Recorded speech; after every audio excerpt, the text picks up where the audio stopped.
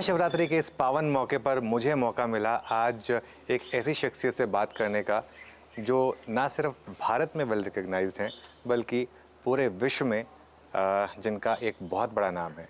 मैं बात कर रहा हूँ गुरुदेव श्री श्री रविशंकर की, और मैं आज यहाँ पर आर्ट ऑफ लिविंग में गुरुदेव के निमंत्रण पर आया हूँ। गुरुदेव, सबसे पहले तो बहुत बहुत शुक्रिया मुझे यहाँ बुलाने के लिए और मुझे अपना समय देने के लिए। महाशिवरात्रि के पावन मौके पर आप सबसे पहले क्या कहना चाहेंगे? ये ऐसा ही एक आध्यात्मिक उत्सव है जहाँ हर व्यक्ति जो सूक्ष्म और स्थूल जगत की जो घनिष्ठ संबंध है उसका अनुभव करें, उसको जानकार करें और जीवन में धन्य भागी हो। देखिए, भगवान को हम भगवान से मांगते रहते, भगवान ये दो, वो दो, ये दो, दिस। भगवान ने बहुत कुछ दिया है, उसके लिए धन्यवाद देने के लिए भी समय लेना चाहिए। वो ये है जहाँ ग्रैटिट्यूड होता है, धन्यवाद, धन्य भागी होते हैं हम, फिर जीवन में बहुत कृपा की वर्षा होती है। गुरुदेव, हम एक्चुअली बिजनेस चैनल से हैं और बिजनेस चैनल पे सबसे ज़्यादा जो हम बात करते हैं वो होती है स्ट्रेस मैनेजमेंट, क्योंकि बहुत स्ट्रेस है आजकल इस दुनिया में। देखिए, स्ट्रेस का फार्मूला पता है क्या है? Too much to do, too little time and no energy. ताकत नहीं है, बहुत कुछ करना है, समय कम है, इसी को स्ट्रेस कहते हैं। अब समय तो आप बढ़ा नहीं सकते हो। अब हाँ, जो चीज़ें हैं उसको कम कर सकते तो करो। वो भी लगता नहीं है कि आजकल के ज़माने में कोई चीज़ हमें कम कर सकेंगे। हमें ये भी चाहिए, मोबाइल फ़ोन भी चाहिए, आईपैड भी चाहिए होता है, फिर गाड़ी भी चाहिए और चीज़ें चाहिए, और चाहत बढ़ती जा रही है। अब ताकत नहीं है, और ताकत बढ़ाना चाहिए। एनर्जी बढ़ाने के लिए प्राणायाम करिए, योग करिए, आहार पर ध्यान रखिए, सेवा करिए। समाज की सेवा करने से अपनी एनर्जी बहुत बढ़ती है। एक्चुअली मैंने देख रहा हूँ यहाँ पर भी मैंने काफ़ी सेवा भाव नोटिस किया है, और ना सिर्फ मतलब इंसानों के लिए, इवन पशुओं के लिए काफ़ी मैं नोटिस कर रहा हूँ यहाँ पर भी, आपके आश्रम में भी। ये कहाँ से आपके थॉट प्रोसेस में आया? ये तो सहज है जी, जब कुछ काम करना चाहते हैं, वो सेवा करना हो तो सभी तरह की सेवा है। तो पेड़ पौधों का संरक्षण करना भी सेवा है। यहाँ देखिए, हम देशी बीज का संरक्षण कर रहे हैं, क्योंकि जब से मल्टीनेशनल कंपनीज आई, तरह तरह की बीज जो देश में रहा है वो सब नष्ट हो गया। 700 तरह के चावल होते थे हिंदुस्तान में, आपको पता है? नहीं, मुझे नहीं पता। 700 सिर्फ यहाँ दक्षिण भारत में। पूरे भारत में कहते हैं 1200 तरह के चावल होते थे। आजकल ये सब बीज जो है ना नष्ट होते जा रहे हैं। तो ये सब बीजों को संरक्षण करना है, ये काम होता। वृक्षों का संरक्षण, आप यहाँ देखेंगे कितने तरह सब के ऑर्गेनिक फार्मिंग में यहाँ पर देख रहा था, काफी आपने उस पर काफी एम्फेसिस दिया। और हमने यहाँ ये सिद्ध भी किया है कि किसान, देश भर के किसान यहाँ आते हैं तो वो देखते हैं कि अरे भाई, 1 एकड़ में 5 क्रॉप उग रही है, और एक किसान ये कर सकता है, वो अपनी आमदनी 5 गुना 4 गुना बढ़ा सकता है। और ये क्रॉप मान लो फेल हो जाता है, फिर बैठ के रोने की ज़रूरत नहीं है। बाकी क्रॉप तो ज़िंदगी गुजार करने के लिए बाकी क्रॉप्स हो जाते हैं। ये आपने बहुत अच्छी बात कही, क्योंकि इस समय एक एनवायरनमेंट जहाँ पर एक किसान आंदोलन भी चल रहा है, इसमें फिर आप क्या कहेंगे? मतलब उन किसानों को क्या कहना चाहेंगे? क्या मतलब एक प्रशिक्षण। किसानों को एक तो प्लानिंग एंड प्रशिक्षण दोनों हमारे देश में नहीं है। टोमेटो 100 रुपया हो गया, सब लोग टोमेटो लगा देंगे। 2 रुपया हो जाता है, फिर सब हाय तौबा बच जाती है। अरे भाई, कोई तो प्लान करके दे इनको। एक देश, एक स्टेट में, एक डिस्ट्रिक्ट में जो किसान हैं बैठ के प्लान करें, उनका एक प्लेटफॉर्म होनी चाहिए। हमने किसान मंच चालू किया सब जगह। इसमें लोग आपस में बातचीत करके, प्लान करके, संयोजित ढंग से अपना प्लान्स का क्रॉप का प्लान करेंगे। फिर मल्टी लेयर क्रॉपिंग, वो वेजिटेबल फार्मिंग होना चाहिए। पेड़ों को, फलों का पेड़ वृक्ष भी लगाए, हमने क्या किया, पाश्चिमात्य देशों का हमने नकल करना शुरू कर दी। हमने अपना ऋषि कृषि का देश है ये भूल गए, तो इसलिए हम उनको ट्रेनिंग दे रहे हैं। अभी तक हम करीब 40 लाख के करीब किसानों को ट्रेनिंग दे चुके हैं। आप देखेंगे उनकी सबकी जीवन का स्तर ऊपर आ गया है और आना भी चाहिए, सारे पूरे सब फार्मर्स का आना चाहिए। अभी 2 महीने पहले 1000 फार्मर्स विदर्भा से प्लेन में आए। वो बोले पहली बार हम प्लेन में चढ़े गुरुजी इनकी लाइफ में, कि उनको आमदनी बढ़ गई। ओके तो गुरुदेव एक और चीज़ जो मुझे आपसे पूछनी थी, हमने स्ट्रेस की बात की, एक और इमोशन जो बिजनेस वर्ल्ड में मैनेज करना होता है वो होता है ग्रीड एंड फियर का। तो ग्रीड एंड फियर के कॉम्बिनेशन को क्या कहते हैं कि हमारे क्योंकि स्टॉक मार्केट से रिलेटेड काफ़ी हम काम करते हैं कि उसमें अगर आप ग्रीड और फियर को मैनेज कर लें तो बाकी सब कुछ मैनेज हो जाएगा। उसके लिए क्या गुरु मंत्र होगा? ध्यान करोगे तो आपका इंट्यूटिव एबिलिटी बढ़ेगी। इंट्यूशन बढ़ता है तो लगेगा कहाँ इन्वेस्ट करने से मुझे मुनाफा मिलेगी, कहाँ करना चाहिए, ये आपको अंदर से सूझेगी। देखिए हम कहते हैं इनका किस्मत है, कोई व्यक्ति जहाँ हाथ लगाता है उसको सक्सेस मिलता है, किसी और कोई व्यक्ति जहाँ भी हाथ लगाता है वो डाउन द हिल होने लगता है। इसका कारण क्या है? कारण यही है कि उनके भीतर जो एक लक फैक्टर है उसको बढ़ाने की तरीका पता नहीं। तो उसका क्या तरीका है? उसका तरीका ध्यान करें, सेवा करें, ये 2 चीज जीवन में रखें। ओके कितना टाइम आपको लगता है कि हमें मेडिटेशन और सेवा करनी? मेडिटेशन हमें रोज 20 मिनट करें, 25 मिनट करें, काफी है। ओके और सेवा? सेवा करिए 10 हफ्ते भर में 4-5 घंटे तो रखिए कम से हफ्ते भर में 4-5 घंटे सेवा रखिए। और सेवा किस लेवल पे की जाए? मतलब हर किसी का लेवल डिफरेंट हो सकता है। हाँ, किसी भी लेवल पर सेवा करें। सेवा करने से अपना जो ग्रीड है वो शांत होता है और ध्यान करने से भय दूर हो जाता है। आपका फार्मूला मिल गया। गुरुदेव इन्वेस्टमेंट की बात हो रही है तो यहाँ पर एक बहुत लोग, क्योंकि हम यूथ ओरिएंटेड चैनल भी हैं, ये पूछते हैं कि लाइफ में कैसे इन्वेस्ट किया जाए। हम स्टॉक मार्केट में इन्वेस्ट करते हैं, प्रॉपर्टी में इन्वेस्ट करते हैं, अपनी लाइफ में इन्वेस्टमेंट करने के क्या गुरु होंगे? लाइफ में इन्वेस्टमेंट करना तो ज्ञान और ज्ञान और सेवा क्या आवश्यक है। आपका लाइफ ही एक इन्वेस्टमेंट समझिए, मर्दी से वो इन्वेस्टमेंट पे ऑफ करनी चाहिए आपको। लाइफ में क्या इन्वेस्टमेंट नहीं है, life itself is an investment समझना चाहिए और वो पे ऑफ करे तब पे ऑफ हो सकता है जब हम अपना मन को संभालते हैं, अपना व्यवहार में कुशलता पाते हैं और समाज के लिए उपयोगी होते हैं। जो व्यक्ति उपयोगी नहीं होता है, सिर्फ अपने बारे में सोचता रहता दिन भर, वो उनका इन्वेस्टमेंट नीचे जाता रहता है। गुरुदेव ऐसा है क्या कि जो सक्सेसफुल लोग होते हैं वो चैरिटी ज़्यादा करते हैं? इसका कोई लिंक है कि अगर आपने पैसा बनाया मान लीजिए मार्केट में और अगर आपने उसका एक पर्टिकुलर हिस्सा आपने चैरिटी में दिया तो क्या उसका एक कनेक्शन होता है कि फिर वो और आपके लिए फलता फूलता है? कई बार लोग अपना गिल्ट से बाहर आने के लिए सेवा करते हैं। ये सही नहीं है। अपने भाव होना चाहिए, सब अपने हैं, सब मेरे अपने हैं। एक आत्मीयता से करने वाली सेवा में बात होती है। एक नहीं तो अपना गिल्ट के लिए, गिल्ट छुपाने के लिए, क्योंकि आत्मग्लानि होती है, भाई अरे कुछ और भी दे दो, ये नहीं। अब वो ऐसा ही है कि रोटी किसी ने फेंक दिया, किसी को खिलाना अलग होता है, फेंकना अलग होती है। तो सेवा में ये बहुत इम्पोर्टेंट चीज़ें हैं कि ऐसा सेवा करें जिसका अपना अहंकार ना ले, ये ना कहे मेरा नाम का पट्टियाँ हो, तब मैं सेवा करता हूँ। बिल्कुल बिल्कुल।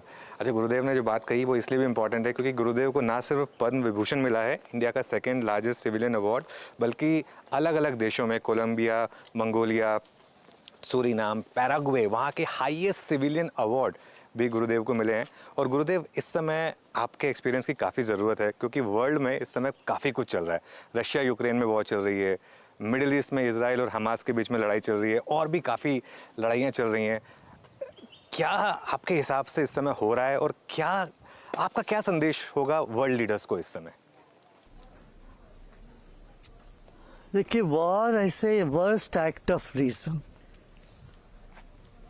हर व्यक्ति जो युद्ध में लगा हुआ होता है, दोनों पक्ष से आप बात करिए या तीन पक्ष से बात करिए, आपको लगता है ये तो सही कह रहा है भाई, तर्क के हिसाब से देख के करते। और एक थ्रेट परसेप्शन होता है, बोलते हैं कि ये आप दूसरा आदमी हम पर हावी हो जाएगा। इस तरह से भय और थ्रेट से लाके ये लोग युद्ध में जाते हैं। इसलिए आध्यात्मिक एक शक्ति जागृत होना है दुनिया में, ये बहुत आवश्यक है।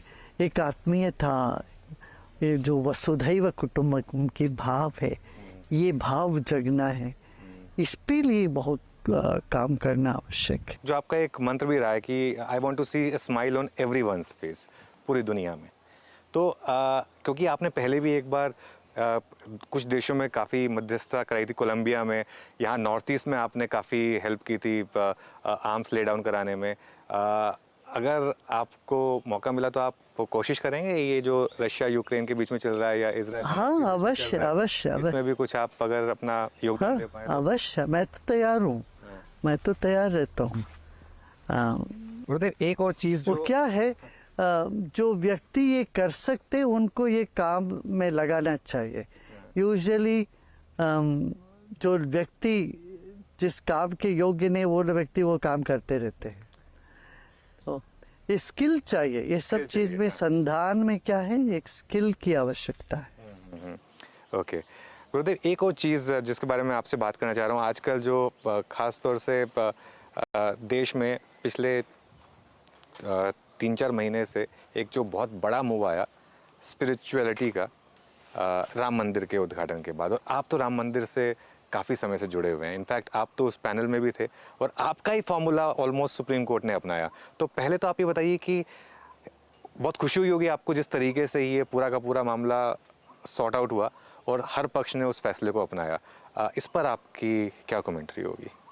इस पर यही है, देखिए, वैसे देखा जाए तो 5 एकड़ की जो जगह मुसलमानों को दी गई, उन्होंने मांगा तो नहीं है, ये अपना सौहार्द के रूप से अपना दिए हैं, ताकि आगे वाले 200 साल बाद कोई युवा ऐसा ना खड़ा हो जाए, ये न सोचे हमारा जगह छीन लिया गया है।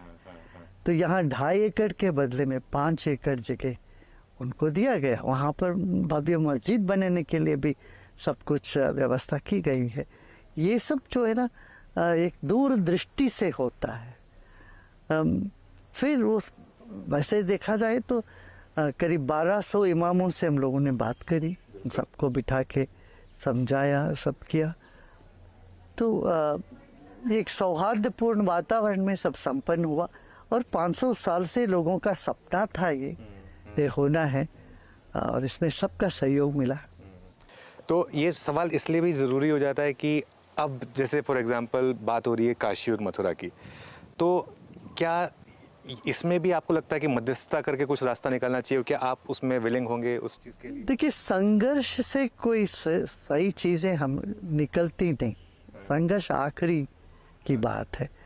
तो समाधान और बैठ के सलाह मशवरा करें, सहयोग से, सहकार से काम हो तो बहुत अच्छा है। लेकिन आप इसमें विलिंग होंगे, इसमें मेडिटेट करने के लिए इस मामले में काशी और मथुरा? देश का, दुनिया का कोई भी चीज़ हो जिसमें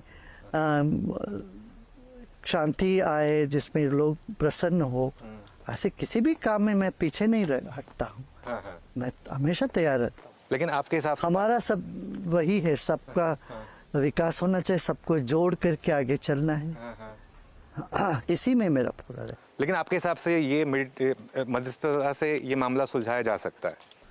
अवश्य, मैं तो पूरा इस पे विश्वास करता हूँ, ताकि हमने देखा है, हुआ है। हाँ, नहीं हुआ है, तो इसीलिए एक एग्जाम्पल है हमारे सामने, तो इसके लिए शायद आगे भी बातचीत करके, जरूर बातचीत से बहुत सारी चीज़ें सुलझ जाती हैं। की इकोनॉमी वर्ल्ड की सुपर पावर्स में गिनी जा रही है और भारत का डंका हर जगह बज रहा है। आपने तो पूरी दुनिया घूमी है, क्या मेन चेंज आया है पिछले 10 सालों में? नेतृत्व। मोदी जी के नेतृत्व ने देश की छवि बदली है। विदेशों में अवश्य एक बड़ा फर्क हुआ है उसमें। और देखिए, जिस देश में ताकत होता है उसके पास सब लोग आते हैं। वैसे कुदरती ढंग से तो हमारे यहाँ पॉपुलेशन बहुत बड़ा ताकत है, वो तो है, वी आर बिगेस्ट मार्केट। इसके साथ साथ जब हमारी इंडस्ट्रीज, हमारा डिफेंस सिस्टम, हमारा पॉलिसी सब बने, उसका बहुत बड़ा फर्क है। हमारा इसमें कंट्रीब्यूशन हमारे फॉरेन मिनिस्टर का भी है। जयशंकर जी भी जिस तरह से ट्रैवल करके लोगों को समझा रहे हैं, बता रहे हैं और अपना असर्टिव रह रहे हैं। देखिए, असर्टिव होना चाहिए हमें, अपने स्पोकन लेकिन असर्टिव नहीं होते हम, फिर वो लड़खड़ा जाते हैं। फिर तो ये क्या मोदी जी का ही नेतृत्व है जो बाकी हमारे मूल को हमें सम्मान देना चाहिए। नहीं तो ऐसा लगे कि हम हमेशा लेपापोती करने में लगे हुए रहते हैं, दूसरों को किसी तरह से रिझाने में लगे रहते हैं। हम दूसरों को रिझाने की आवश्यकता नहीं है, अपना दृढ़ता से खड़े हो जाए अपने पांव पर, अपने बल को पहचाने तो दुनिया हमको सम्मान करेगी। या हम किसी की चपलूसी करते रहेंगे, उनकी चापलूसी, उनको जाके फुसलाते रहेंगे, फिर उनसे कुछ मांगते रहेंगे, इससे नहीं बनेगी बात। तो मोदी जी को आपने इतने सालों से देखा, 10 साल से प्रधानमंत्री रहे हैं, उससे पहले करीब 12-13 साल वो मुख्यमंत्री थे। ऐसी उनमें क्या खास लीडरशिप स्किल है जिससे ये इतना बड़ा चेंज आया है पिछले इतने सालों में? ये तो उनमें बहुत बातें हैं। वो तो अपने मूल को बहुत रिस्पेक्ट करते हैं। हम जो है वो हम है, इस बात पर उनको कोई शर्म नहीं है। देखिए, धार्मिक स्थान पर जाते हैं, खुल के जाते हैं, बिल्कुल ऐसे नहीं चुप चुप के कोई जाके पूजा करके आ जाते थे। पहले तो लोग बड़े शर्मिंदा होते थे अपनी संस्कृति को लेके, अपने विरासत को लेके, आइडेंटिटी को लेके। मोदी जी कभी ऐसे नहीं करते। फिर वो बड़ा शार्प रखते हैं सब में, उनको ऑब्जर्वेशन और मेहनती है। इतना मेहनती प्राइम मिनिस्टर तो शायद, क्योंकि अभी उनकी अप्रूवल रेटिंग्स आई थी, वो भी इस समय ऑल टाइम हाई पर हैं और अभी इलेक्शन दुनिया में आज ऑल टाइम हाई है। क्योंकि उन इतना मेहनत किए हैं, वो हर चीज पर मेहनत करते हैं। वो ये उनमें बहुत जो है ना खूबी है। अब विदेश में भी सब लोगों से मिलना जुलना सब करना।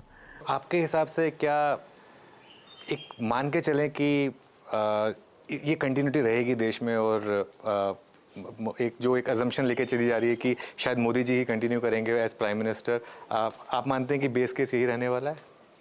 नहीं, देखिए, मैं ऐसा प्रेडिक्शन तो नहीं करूँगा, जनता के ऊपर है। मगर ये तो कोई ना कर सकता, नकार नहीं सकते हैं। मोदी जी ने भारत का बहुत स्तर ऊंचा किया है, विकास किया है, कई स्तर पर देश को आगे लेके गए। बिल्कुल, ये तो कोई ना मना कर सकते हैं। बिल्कुल। गुरुदेव, एक आखिरी सवाल आपसे फिर, आपने बहुत समय दिया हमें।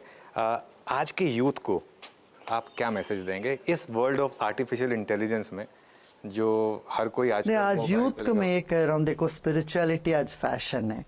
इससे तुम दूर रहोगे तो तुम चूक जाओगे। स्पिरिचुअलिटी भी फैशन हो गई है। Spirituality the latest fashion.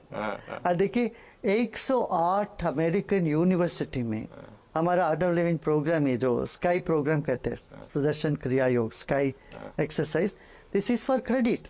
Harvard में, स्टैनफोर्ड, सब जगह ये सब क्लब्स है, स्काई क्लब्स है। तो हमारे देश में भी यूनिवर्सिटी के युवक प्राणायाम करें, ध्यान करें, ये फैशन है। योग करें, ये फैशन है। वीगन बने या वेजिटेरियन बने, ये फैशन है।